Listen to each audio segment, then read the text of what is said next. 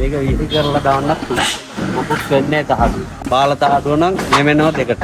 අපිට ලස්සන ප්‍රොජෙක්ට් එකක් අද හම්බුණා මිනුවන්ගඩ වල්පොල. කොරියන් ඉඳලා කස්ටමර් කෙනෙක් කතා කරා ඒගොල්ලන්ගේ මුළු ගැටම වෙහි පීලි දාලා දෙන්න කියලා. අවුරුදු 10ක් වොරන්ටි තියෙනවා මේකේ. කස්ටමර් කිව්වා ඒගොල්ලන්ට ලස්සනට ඔරිජිනල් කොරියන් එකකින්ම කරලා ඕනේ කියලා. අපි ඔරිජිනල් කොරියන් ගන්නලා තියෙන්නේ කස්ටමර් කියපු විදිහට ලස්සනට වැඩේ කරලා දෙනවා.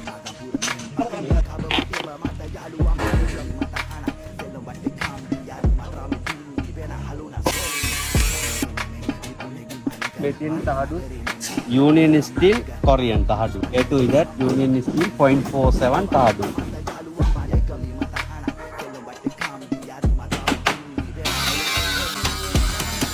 අනික පරාල දෙන්නෙත් නෑ මේ වෙද්දි. යටලී පරාල එහෙම ආරක්ෂා වෙනව නැත්නම් ඒකට වැස්සට තැමුනහම ඒක දුරුනම ෆිනිෂින් වහලා වැඩක් වෙන්නේ නෑ. අනිවාර්යෙන් ෆිනිෂින් වහලා තියෙනවා නම් ඉක්මනට වෙහි පීලි දාගන්න. භාගයට භාගي ඉවරයි. දැන් වඩිමු ටික ඔක්කොම දාලා තියෙන්නේ.